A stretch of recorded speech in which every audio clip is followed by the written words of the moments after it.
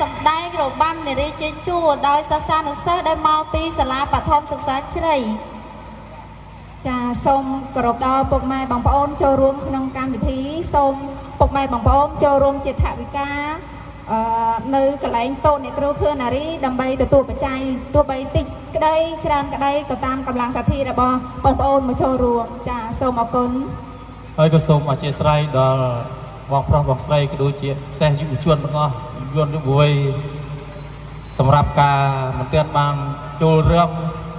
ចុះស្អែកមួយថ្ងៃពេញយើងមានកម្មវិធីមួយទៀតគឺយើងរឹមតាំងពីល្ងាចដោយសារយើងអត់មានកម្មវិធីរបាំឬក៏កម្មវិធីប្រពៃណីទេហើយថ្ងៃនេះយើងរឹមដូចគ្នាប៉ុន្តែយើងយឺតបន្តិចដោយសារយើងនឹងបំផុសប្រពៃណីក៏ដូចជារំលឹកខ្មែរដែលវាចិត្តនឹងបាត់បង់ពិសេសគឺក្មេងៗរាល់ថ្ងៃនេះអត់ស្គាល់ការដាក់បំបុក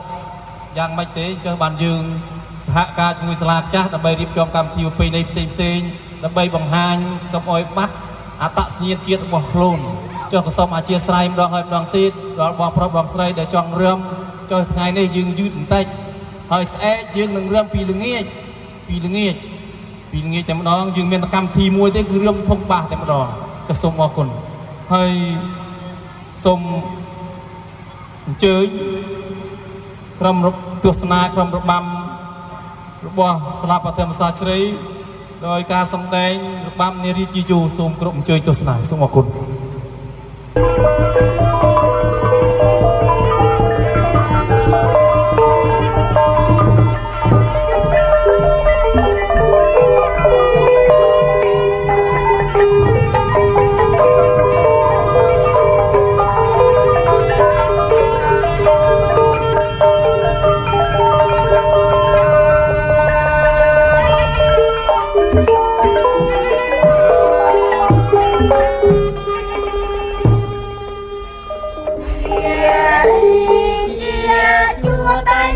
យ៉ាងស្រោចំណា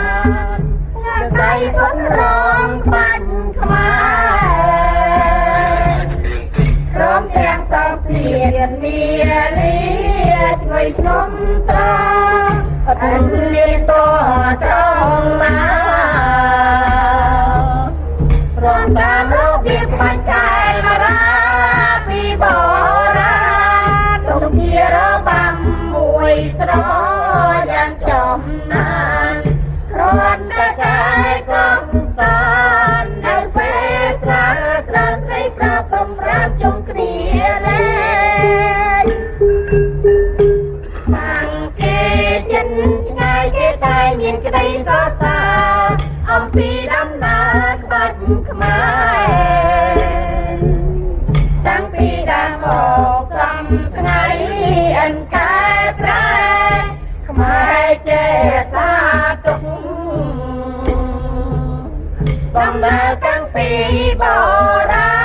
ណអង្វែងមកអាសិនលោកតែរាំងសាទ្របលីជាប់ជាគំលៀមគំលោតដើម្បី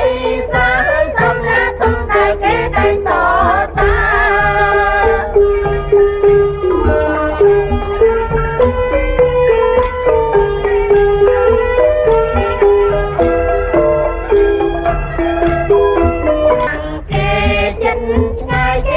មានក្តីសរសើរអំពីដំណើរក្បាច់ខ្មែរតាំងពីដើមមកសំថ្ងៃអិនកែប្រែខ្មែរចេះរសាទុកបំរើតាំងពីបរាណអង្វែងមកអាសិនលោកតែរាំងសាទ្របលីជាប់ជាគំលៀម